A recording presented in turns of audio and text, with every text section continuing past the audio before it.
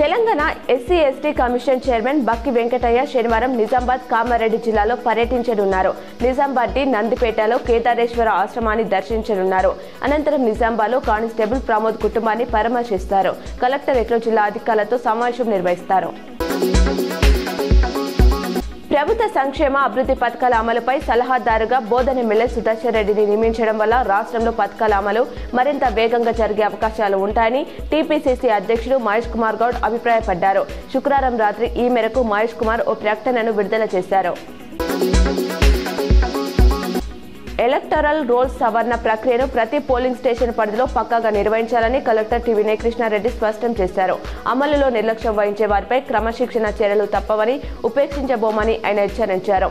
శుక్రవారం నగరపాలక సంస్థలో అర్బన్ నియోజకవర్గంలో ఎస్ఐఆర్ అమలు తీరుపై ఏఈ, ఆర్ఓలు, బిఎల్ఓ, సూపర్వైజర్లతో కలెక్టర్ సమీక్ష నిర్వహించారు.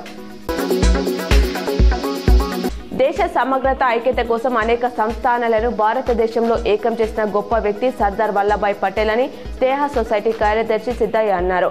పటేల్ జయంతిని పురస్కరించుకొని శుక్రవారం నిజామాబాద్ స్నేహ సొసైటీ ఆధ్వర్యంలో పురవీధుల గుండా ర్యాలీ నిర్వహించారు. దేశ సైనికులకు సీఎం రేవంత్ బేషరత్తుగా క్షమాపణ చెప్పాలని కేంద్ర మంత్రి బండి సంజయ్ డిమాండ్ చేశారు.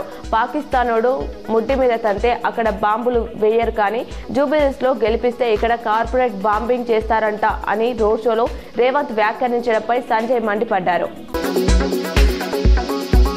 బీఆర్ఎస్ బీజేపీది పెవికల్ బంధమని సీఎం రేవంత్ ఎద్దేవా చేశారు. జూబిలీస్ ఉప ఎన్నిక ప్రచారంలో భాగంగా కార్నర్ మీటింగ్ లో ఆయన మాట్లాడారు. సంప్రదాయాన్ని తుంగలో తొక్కింది బీఆర్ఎస్ఏ. గతంలో పీజేఆర్ చనిపోతే దుర్మార్గంగా తమ అభ్యర్థిని నిలబెట్టింది. ఇప్పుడు ఆ పార్టీకి సానుభూతి ఓట్లు అడిగే హక్కు లేదని మండిపడ్డారు. రేవంత్ రెడ్డి పాలనలో రాష్ట్రం నుంచి పరిశ్రమలు ఇతర రాష్ట్రాలకు వెళ్లిపోతున్నాయని కేటీఆర్ ఆరోపించారు. జూబ్లీస్ రోడ్ షోలో పాల్గొన్న ఆయన 420 హామీలతో ప్రజలను మోసం చేసిన కాంగ్రెస్ కు డిపాజిట్లు రాకుండా చేయాలని పిలుపునిచ్చారు. మహిళలకు నెలకు రూపాయలు 2,000, వృద్ధులకు 4,000 పెన్షన్, తులం బంగారం హామీలు ఏమయ్యాయని ప్రశ్నించారు. చారిత్రాత్మక బొమ్మలమ్మ గుట్టను గ్రానైట్ మాఫియా బారి నుంచి రక్షించాలని తెలంగాణ జాగృతి అధ్యక్షురాలు కవిత కోరారు. జాగృతి జడంబాట కార్యక్రమంలో భాగంగా ఉమ్మడి కరీంనగర్ జిల్లాలో పర్యటిస్తున్న ఆమె శుక్రవారం బొమ్మలమ్మ గుట్టను సందర్శించారు. ఈ గుట్టపై గ్రానైట్ మాఫియా కనబడిందన్నారు. సొంత ఖజానా నింపుకోవడానికి గుట్టను విధ్వంసం చేయాలని ప్రయత్నిస్తున్నారన్నారు.